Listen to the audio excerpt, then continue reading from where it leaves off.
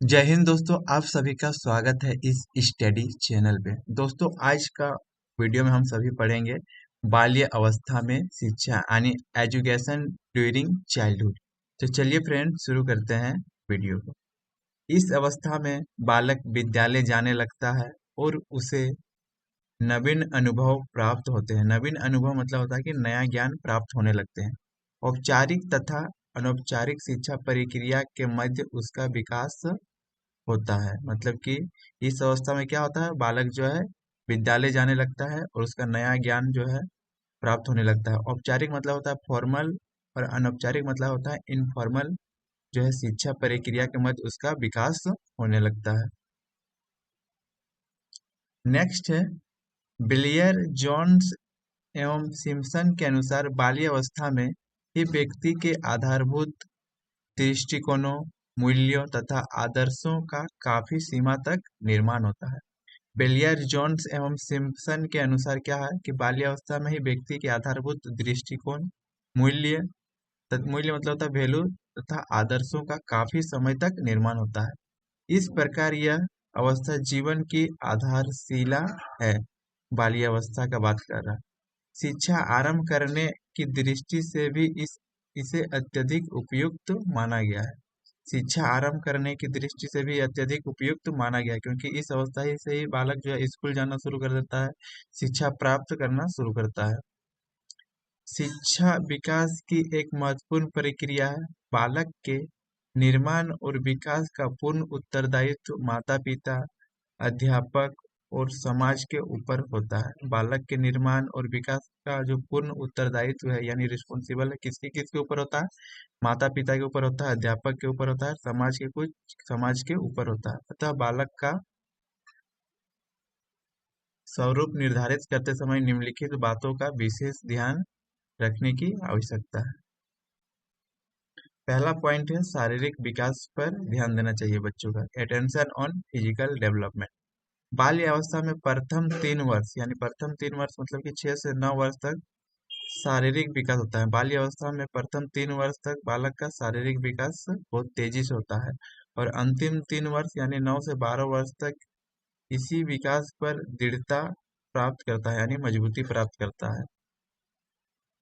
बाल्य अवस्था में हड्डियों में दृढ़ता आ जाती है, मतलब कि जो उनका जो हड्डियां होती है, मांसपेशियां जो है उसमें मजबूती आ जाती है और मांसपेशियों पर नियंत्रण प्राप्त होने लगता है। वो अपनी मांसपेशियों को कंट्रोल करने लगता है। अतः खेलकूद, ड्रिल आदि का विशेष आयोजन किया जाना चाहिए। बाल्य अवस्था में बच्चों को स्वतंत्र रूप से खेलकूद करने, ड्रिल आदि करने का छूट प्रदान करना चाहिए हम लोगों को, और विद्यार्थियों को प्रतिभागिता के लिए प्रेरित करना चाहिए, यानी किसी भी प्रतियोगी के लिए हम लोग पार्टिसिपेट करने के लिए हम लोग को उत्सुक करना चाहिए। उत्तम वातावरण भी उपलब्ध कराया जाना चाहिए। दूसरा पॉइंट है भाषा विकास पर ध्यान यानी अटेंशन ऑन लैंग्वेज डेवलपमेंट। बालक के भाषा विकास पर आरंभ से ही ध्यान देना चाहिए। इसके लिए उपयुक्त विषयों पर वार्तालाप करना, सुनाना, बाल पत्रिकाएं पढ़ने के लिए देना चाहिए। विद्यालय में वाद विवाद प्रतियोगिता तथा कविता पाठ आदि में भाग लेने के लिए प्रोत्साहित करना चाहिए। इसमें सेकंड पॉइंट में क्या बोल रहा है कि हम लोग जो बच्चों का जो भाषा विकास हम लोग कैसे करवा सकते हैं? हम लोग वार्तालाप करके उसको किसी भी कहानी को सुनाना, फिर बाल पत्रिकाएं पढ़ने के लिए देना चाहिए। फिर हम लोग विद्यालय में जो वाद विवाद जो प्रतियोगिता होता है उसमें हम लोग भाग लेने के लिए कहना चाहिए। कविता का पाठ आदि सब कराने के लिए हम लोग को प्रोत्साहित करना चाहिए। तीसरा पॉइंट है उपयुक्त विषयों का चयन यानी सिलेक्शन ऑफ सब्जेक्ट। बालक के लिए कुछ ऐसे विषयों का अध्ययन आवश्यक है जो उसकी आवश्यकताओं की पूर्ति कर सके और उसके लिए हितकारी भी हो। बालकों के लिए कुछ हम लोग को ऐसा विषय को हम लोग पूर्ति कर सके जो इसके लिए हितकारी हो, मतलब कि लाभकारी हो। जैसे भाषा, अंकगणित, विज्ञान, सामाजिक अध्ययन, ड्राइंग, चित्रकला, सुलेख, पत्र लेखन, निबंध रचना आदि, यह सब विषय को हम लोग को चयन करना चाहिए। भाषा से हम लोग क्या, भाषा विषय से हम लोग उसका लैंग्वेज सुधार सकते हैं। अंकगणित से मैथमेटिक्स हो गया, साइंस हो, सामाजिक यानी एसएसटी हो गया, ड्राइंग जिसमें उसका इंटरेस्ट हो उस विषय का उसको चयन करने के लिए स्वतंत्र रूप से छोड़ देना चाहिए। नेक्स्ट है रोचक विषय सामग्री यानी इंटरेस्टिंग सब्जेक्ट मैटर। रुचियों की दृष्टि से बालक भिन्न होते हैं, यानी हर बालक का जो है इंटरेस्ट होता है अलग अलग सब्जेक्ट पर होता है, अतः बालक की पुस्तकों की विषय वस्तु में रोचकता और भिन्नता होनी चाहिए। हर बच्चा का जो है इंटरेस्ट अलग अलग सब्जेक्ट पर होता है, तो हर बालक का जो सब्जेक्ट होता है यानी विषय वस्तु होता है उसका रोचक होना चाहिए और भिन्न होना चाहिए। बालकों के पुस्तकों में नाटक होना चाहिए, वीर पुरुष का कथा होना चाहिए, साहसी कार्य होना चाहिए, आश्चर्यजनक बातें होना चाहिए, शिकार आदि से संबंधित विषय वस्तु रखनी चाहिए।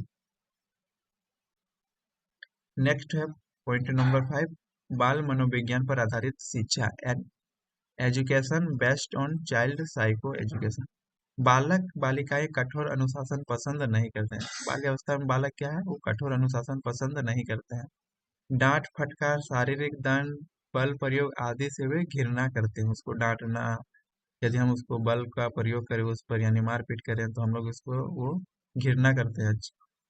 इस अवस्था के बालकों के लिए सहयोग, प्रेम व सहानुभूति पर आधारित शिक्षा की व्यवस्था करना चाहिए। इसलिए इस अवस्था में बालकों को हम लोग आपस में सहयोगी की भावना से और प्रेम पूर्वक उन लोग को हम लोग शिक्षा देने की व्यवस्था करना चाहिए।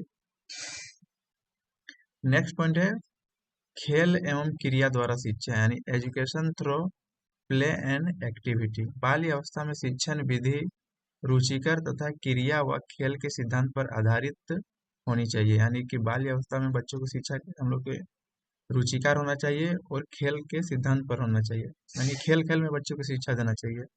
बालक की रुचि के अनुसार शिक्षण विधि में आवश्यकता अनुसार चयन भी करते रहना चाहिए। बालक के मतलब इंटरेस्ट के अनुसार जो है शिक्षण विधि में चयन करना चाहिए और चेंज भी करते रहना चाहिए। आधुनिक शिक्षा प्रणाली में किंडर गार्डन क्या होता है कि 4 से 6 साल का बच्चों को पढ़ने के लिए एक स्कूल होता है, इसी तरह मोंटेसरी स्कूल भी होता है। बेसिक प्रोजेक्ट डाल्टन आदि क्रिया खेल तथा स्वानुभव पर आधारित शिक्षा प्रणालियां हैं, मतलब कि इस विधियों से हम लोग शिक्षा को दे सकते हैं बच्चों को।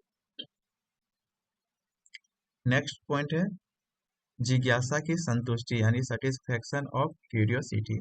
बालक की जिज्ञासा प्रवृत्ति को शांत करने वाली शिक्षा उसे दी जानी चाहिए।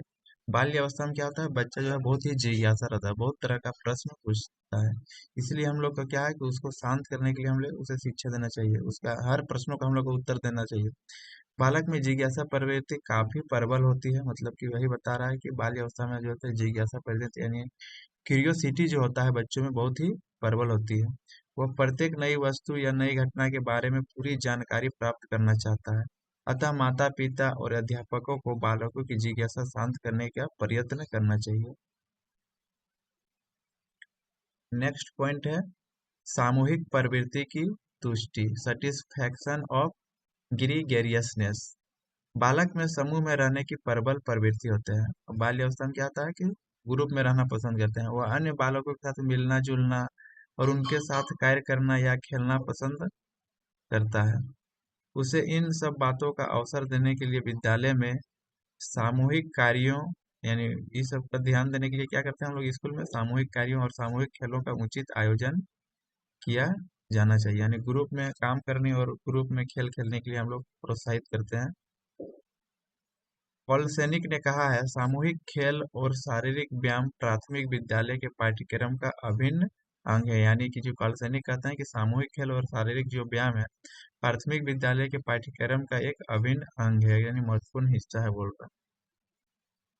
नेक्स्ट पॉइंट है पाठ्य सहगामी क्रियाएं यानी को करिकुलर एक्टिविटीज। बालक की मानसिक एवं सामाजिक शक्तियों के विकास के लिए विद्यालय में प्रकृति निरीक्षण, भ्रमण, सांस्कृतिक कार्यक्रमों, उत्सवों, प्रदर्शनी, खेलकूद तथा समाज सेवा कार्यक्रमों का आयोजन किया जाना चाहिए। इनसे बालक के अंतर्निहित शक्तियों का विकास होता है। हम लोग को क्या करिकुलर एक्टिविटीज कराना चाहिए स्कूल में, जैसे बालक के मानसिक एवं सामाजिक शक्तियों के विकास के लिए हम लोग क्या करना चाहिए, हम लोग प्रकृति का यानी नेचर का निरीक्षण करवाना चाहिए, हम लोग को भ्रमण करवाना चाहिए, सांस्कृतिक कार्यक्रम का आयोजन करवाना चाहिए, हर तरह का फेस्टिवल उत्सव को मनाना चाहिए, प्रदर्शन कुछ करना चाहिए, खेलकूद समाज सेवा कार्यक्रम को आयोजन करना चाहिए। इससे बालक में अंतर्निहित शक्तियां का विकास होता है। नेक्स्ट पॉइंट है सामाजिक गुणों का विकास। Development of social qualities. इस अवस्था में बालक अपने घर से बाहर विद्यालय और आस पड़ोस में अंतर्निहित करता है। इन नए वातावरण में वह अपने को समायोजित करने का प्रयास करता है। क्या करता है? इस अवस्था में बालक अपने घर घर से बाहर कहाँ जाता है? विद्यालय जाता है और आसपास में वो खेलने लगता है। इस नए वातावरण में अपने को समायोजित यानी एडजस्टमेंट करने का कोशिश करता है। इस अवस्था में प्रतियोगिता, प्रतिस्पर्धा, संघर्ष, सहयोग, सहिष्णुता तथा सह अस्तित्व आदि का बच्चों का सामाजिक विकास पर बहुत प्रभाव पड़ता है। शिक्षा का लक्ष्य है सामाजिक गुणों का विकास। सामाजिक गुणों के विकास के लिए पाठ्य सहगामी क्रियाओं का आयोजन किया जाना चाहिए। विभिन्न खेलकूद, सांस्कृतिक व साहित्यिक आयोजनों, समाज सेवा कार्य आदि के माध्यम से बालकों के नेतृत्व के गुण, सहयोग की भावना, सहिष्णुता की भावना, अनुशासन, मैत्री भाव आदि गुणों का विकास किया जाता है। नेक्स्ट पॉइंट है पर्यटन एवं स्काउटिंग की व्यवस्था, एक्सकर्शन एंड स्काउटिंग। लगभग 9 वर्ष की आयु में बालकों में निरुद्देश्य इधर उधर घूमने की प्रवृत्ति होती है। लगभग क्या बोल रहा है कि 9 वर्ष की आयु में बालक में बिना उद्देश्य के इधर उधर घूमने की प्रवृत्ति होती है। इस अवस्था को संतुष्ट करने के लिए पर्यटन और स्काउटिंग को उसकी शिक्षा का अभिन्न अंग बनाया जाना चाहिए। यहाँ पे पर्यटन करवाना चाहिए बच्चों को, और स्काउटिंग मतलब होता है कि देशभक्ति से रिलेटेड उसको शिक्षा देना चाहिए बच्चों को, ताकि उसमें देश प्रेम की भी भावना आ जाए। नेक्स्ट पॉइंट है नैतिक शिक्षा यानी मोरल एजुकेशन। पियाजे ने अपने अध्ययनों के आधार पर बताया है कि लगभग 8 वर्ष का बालक अपने नैतिक मूल्यों का निर्माण और समाज के नैतिक नियमों का निर्माण और समाज के नैतिक नियमों में विश्वास करने लगता है। पियाजे के अनुसार क्या है कि 8 वर्ष के बालक अपने नैतिक मूल्यों का निर्माण करता है और समाज के नैतिक नियमों का निर्माण और समाज के नैतिक नियमों का निर्माण और विश्वास करने लगता है। निर्माण भी करता है और विश्वास भी करने लगता है। उससे इन सब मूल्यों का उचित निर्माण और नियमों में विश्वास करने लगता है। पॉलसैनिक का मत है कि बालक को आनंद प्रदान करने वाली सरल कहानियां द्वारा नैतिक शिक्षा दी जानी चाहिए। यानी बच्चों को जो है नैतिक शिक्षा उसे छोटे छोटे कहानियों के माध्यम से भी हम लोग दे सकते हैं। नेक्स्ट पॉइंट है मानसिक विकास पर बल यानी इम्फेसिस ऑन मेंटल डेवलपमेंट। मानसिक विकास से तात्पर्य समझने, तर्क करने, विचार करने, समस्या समाधान करने, अवधान करने, प्रत्यय ज्ञान, स्मृति, कल्पना आदि शक्तियों से है। इस अवस्था में बालकों को बड़ा समृद्ध और रचनात्मक वातावरण उपलब्ध कराया जाना चाहिए। मानसिक विकास से तात्पर्य क्या है कि उसको ऐसी शिक्षा देना चाहिए जिससे उसका समझ विकास हो, उसको तर्क कर सके, विचार कर सके, समस्या का समाधान खुद कर सके, अवधान कर सके, प्रयत्न ज्ञान यानी कंसेप्ट से रिलेटेड उसका ज्ञान विकास हो सके, स्मृति अच्छा हो उसका, कल्पना कर सके। ऐसे शक्तियों से इस अवस्था में बालक को बड़ा समृद्ध और रचनात्मक उपलब्ध कराना चाहिए बोल रहा है। खेल खिलौने का अच्छा प्रबंध होना चाहिए। बौद्धिक क्रियाकलापों में विद्यार्थियों की प्रतिभागिता सुनिश्चित करनी चाहिए।